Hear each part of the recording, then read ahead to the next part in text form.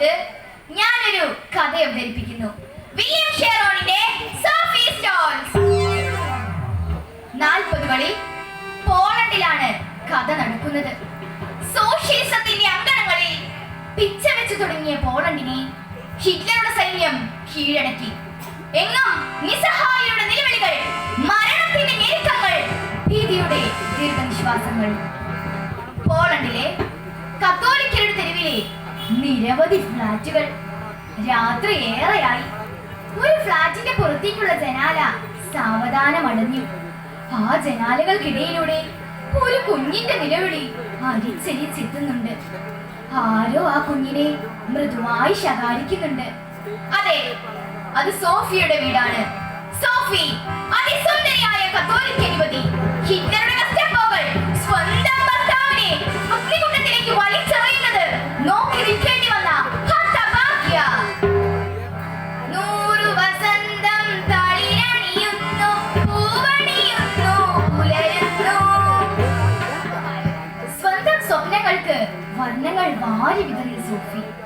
എന്നാൽ വിധിയുടെ കൈകൾ തഴുകുമ്പോൾ അത് വിധിയോ തീമഴയാവുന്നു.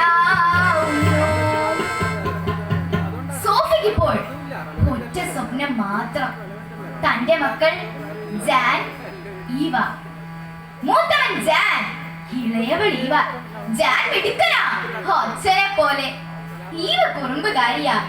എന്നാൽ എന്താ മാലാഖയുടെ ചന്തം. അത് മാത്രം മതിയല്ലോ. പക്ഷേ ഇവരെ എങ്ങനെ വളർത്തും?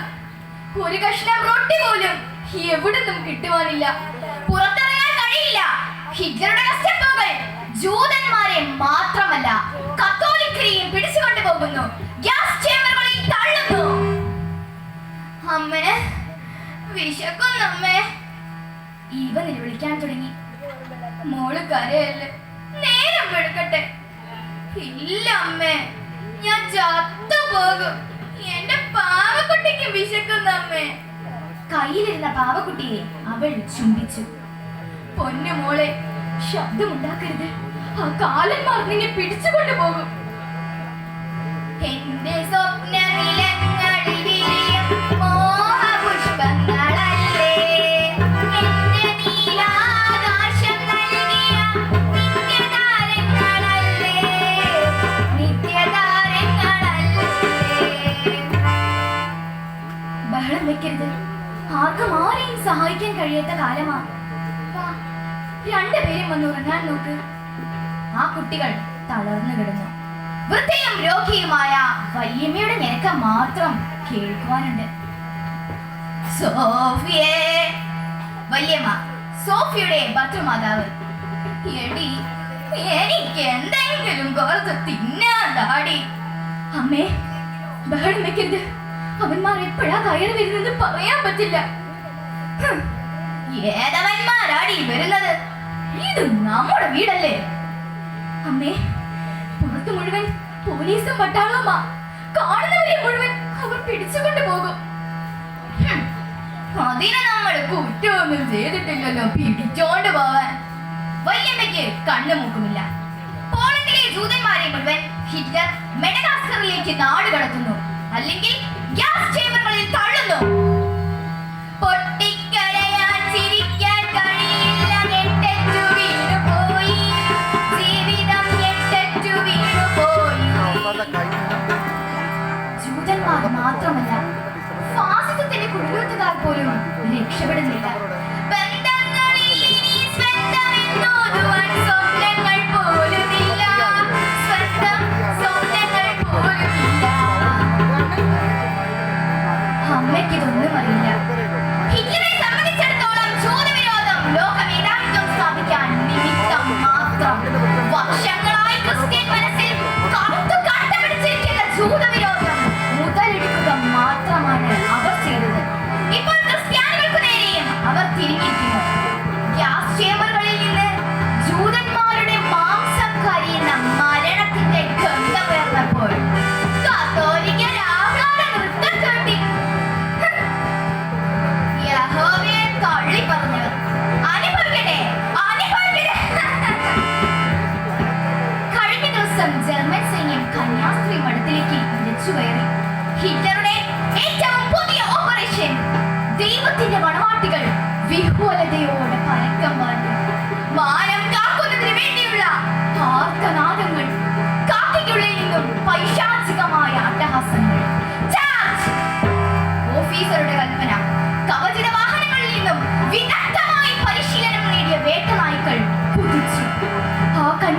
നേരെ ചാടി വീണു. പച്ചമാംസം കടിച്ചു പറിക്കുന്നു. പരിശുദ്ധരായ പെൺകിടാങ്ങൾ പിടഞ്ഞു നിലവിളിക്കുമ്പോൾ മതിലെത്തി ജർമ്മൻ സൈന്യം തീർത്ത് മറിഞ്ഞു. കർത്താവിന്റെ പൂമണവാട്ടികളായ കർത്താവിന്റെ കർത്താവിന്റെ മണവാട്ടികൾ കന്യാസ്ത്രീകൾ ഇവർ കന്യകമാരല്ലോ. മണിക്കൂറുകളോളം ആ താണ്ഡവ നൃത്തം തുടർന്നു. മഠവും പരിസരവും മുഴുവൻ ചോര തളം കെട്ടി നിന്നു. ആർത്തനാദങ്ങൾ ക്രമേണ ഞെരുക്കങ്ങളായി. ഒടുവിലത് നേർത്ത് നിലിച്ചു. ജൂതന്മാർ മാത്രമല്ല, എല്ലാവരും കശാപ്പ് ചെയ്യപ്പെടുന്നു. ആര് ചോദിക്കാൻ, ആരോട് പറയാൻ? അമ്മയ്ക്ക് ഇതൊന്നും അറിയില്ല. സോഫി കണ്ണു തുറച്ചു. ഇവ ഓടിയെത്തി. അമ്മേ, അമ്മ എന്തിനാ പറയുന്നേ? വിശന്നിട്ടാണോ? എന്റെ പാവക്കുട്ടിക്ക് വിശക്കുന്നമ്മേ. ഇന്നലെ പാവക്കുട്ടി ഒന്നും കഴിച്ചില്ല. എന്റെ വിശപ്പ് സാരമില്ലായിരുന്നു. എന്റെ പൊന്നു മോളെ. സോഫി അവളെ മാറോട് ചേർത്തു. നാളെ എന്റെ കുട്ടികൾക്ക് അമ്മ ഇറച്ചിയും റൊട്ടിയും കൊണ്ടുതരാട്ടോ. അത് വെറും വാക്കാണെന്ന് അവൾക്ക് തന്നെ അറിയാം. പോളണ്ടിലെ ജൂതന്മാരെ മുഴുവൻ ഹിറ്റ്ലർ മെഡഗാസ്കറിലേക്ക് നാട് കടത്തുന്നു, അല്ലെങ്കിൽ ഗ്യാസ് ചേമ്പറുകളിൽ തള്ളുന്നു. സോഫിയെ തള വീണ്ടും ഉണർന്നു.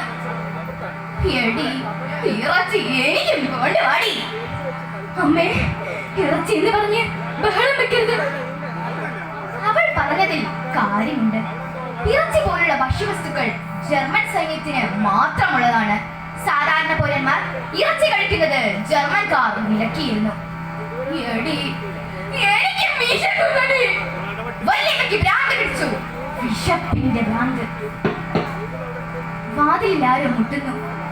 അമ്മേ, മിണ്ടരുത്, മിണ്ടരുത്, മിണ്ടു, കൊണ്ടുവാടി. വീണ്ടും മുട്ട്. ഭീതിയോടെ അവൾ വാതിൽ തുറന്നു. പ്രതീക്ഷിച്ചതുപോലെ ഗസ്റ്റപ്പോ. അവൾ നടുങ്ങി വിറച്ചു. ഉയർന്ന ഒരു ഓഫീസർ ഉള്ളിലേക്ക് കയറി. എന്താടി നിന്റെ പേര്? സോഫി. ഓ, ആ യൂണിവേഴ്സിറ്റി പ്രൊഫസറുടെ മകൾ അല്ലേ? അതെ, ഞങ്ങൾ ജൂതന്മാരല്ല, ക്രിസ്ത്യാനികളാ. നിന്നോടോ അത് ചോദിച്ചോ? ഒപ്പം മുഖമടച്ചൊരടി വീണു. ഓഫീസർ അവളുടെ മുടിക്കുത്തിനെ പിടിച്ച് ഉയർത്തി നിർത്തി. ടോർച്ചിന്റെ വെളിച്ചത്തിൽ അവളെ ആട്ടി മുടിയൊന്ന് നോക്കി. കൊള്ളാം, കൊള്ളാം. സപ്തസമുദ്രം മിഴിയിലൊതുക്കിയ പെണ്ണേ, സാധ്യനാദം കവിളിൽ ചാർത്തിയ പെണ്ണേ, 100 വസന്ത നിലാവിൽ കുളിച്ച പെണ്ണേ, നിന്നെ താഴെ ചാർത്തിയതേതൊരു പുരുഷൻ ഭാഗ്യവാൻ. ബഹളം കേട്ട് വല്യമ്മ തപ്പിത്തടഞ്ഞെത്തി. സോഫിയേ, എന്താ അവിടെ? നീ ഇറച്ചി തരുമെന്ന് പറഞ്ഞിട്ട് പിടിക്കവളെ. കാത്തുനിന്ന പടിയാളികൾ ഉള്ളിലേക്ക് കയറി. അനധികൃതമായി നീ മാംസം കടത്തിക്കൊണ്ടുവന്നു അല്ലടി? ആ ഫ്ലാറ്റ് ആകെ അവർ അരിച്ചു പറ്റി. എവിടെ ഇവള് കൊണ്ടച്ചതാ. സോഫി, കുറച്ച് ഇങ്ങോട്ട് വരാൻ പറ മക്കളെ. തള്ളയുടെ എല്ലില്ലാത്ത നാവ് തെളിവിനത് മാത്രം മതി. നിഷ്ഠൂരരായ ജർമ്മൻ പടയാളികൾ സോഫിയെയും കുട്ടികളെയും താഴേക്ക് വലിച്ചിഴച്ചു. സോസ്റ്റിക് വാഹനങ്ങളിലേക്ക് വലിച്ചെറിഞ്ഞു. എന്തെന്ത് മോഹങ്ങൾ, എന്തെന്ത് സ്വപ്നങ്ങൾ, എന്തെന്ത് ചിന്താവിമോചനങ്ങൾ, എന്തിനീ ജീവിതം, ജീവിത സന്ദർഭ സൗഭാഗ്യമെന്നേ പൊലിഞ്ഞു. കാലം മാറേ, വല്യമ്മ സ്റ്റെയർ കേസിന്റെ മുകളിലത്തെ പടിയിൽ നിന്നും താഴേക്ക് ഉരുണ്ടു വീണു. സോഫിയെ തടറി നൂറുകണക്കിന് തടവുകാർ, കുട്ടികൾ, യുവതികൾ, വൃദ്ധർ. തടവുകാർ പാളയത്തിന്റെ മേധാവി റൂഡോ ഹോസ്റ്റിൻ. അയാൾ പതിവായി പാളയത്തിലെത്തും. പതിവ് പോലെ പരിവാര സമേതം ഹോസ്റ്റിൻ കടന്നു വന്നു. എല്ലാവരും തയ്യാറാവുക. കൃത്യസമയത്ത് തന്നെ തീവണ്ടി പുറപ്പെടും. നിങ്ങൾ ഇപ്പോൾ ബ്രിക്കലയിലേക്കാണ് പോകുന്നത്. Hurry up. ബ്രിക്കല ഹിറ്റ്ലറുടെ കോൺസെൻട്രേഷൻ ക്യാമ്പ്. തടവുപുള്ളികളെ കുത്തിനിറച്ച വണ്ടി ബ്രിക്കലയെ ലക്ഷ്യമാക്കി പാഞ്ഞു. കരളിൽ തീയെരിയുന്നു, കണ്ണിൽ ചുടുനീരുറയുന്നു, മരണം മാടി വിളിക്കുന്നു, മൗനം പുകയായി പടരുന്നു, മരണം മാടി വിളിക്കുന്നു, മൗനം പുകയായി പടരുന്നു. ഓടിയെത്തിയ കുട്ടികളിൽ പട്ടാളക്കാരൻ ചവിട്ടി തെറിപ്പിച്ചു. സൈനിക തടവുകാരെ വലിച്ചു തന്നിട്ട് മാറി പാടടാ പട്ടികളെ. ദയവ് ചെയ്ത് എന്റെ മക്കളെ തരൂ, അല്ലെങ്കിൽ എന്നെയും അവരോടൊപ്പം അയക്കൂ. Sophy, don't cry. നിങ്ങളെ മുഴുവനായി ഞങ്ങൾക്ക് ആവശ്യമുണ്ട്. പക്ഷേ അവരെ ലോകത്തിന് തന്നെ ആവശ്യമില്ലാത്തതാണ്. അതാ നോക്കൂ, അതാണ് ഗ്യാസ് ചേമ്പർ. ഇവരെ ഞങ്ങൾ അങ്ങോട്ടേക്കാണ് അയക്കുന്നത്. ദയവ് ചെയ്ത് എന്നെയും അവരോടൊപ്പം അയക്കൂ. Sophy, don't cry. നിനക്ക് ഒരു കാര്യം ചെയ്യാം. ഒരു കുട്ടിയെ, ഒന്നിനെ മാത്രം നിനക്ക് തരാം. ആൺകുട്ടി വേണോ പെൺകുട്ടി വേണോ? വേഗം പറയൂ സുന്ദരി. അവളിൽ നിന്ന് ഒരാർത്തനാദം ഉയർന്നു. ഈശ്വര, എന്തൊരു പരീക്ഷണമാണിത്! അതൊരു ഗർജനമായിരുന്നു. ഇല്ല, ഞാൻ അശക്തിയാണ്. ജാൻ, ഈവ, എന്റെ പൊന്നു മക്കളെ. തിരഞ്ഞെടുപ്പിന്റെ ക്രൂരമായ നിമിഷം അവൾ കണ്ണടച്ചു, വിരൽ ചൂണ്ടി.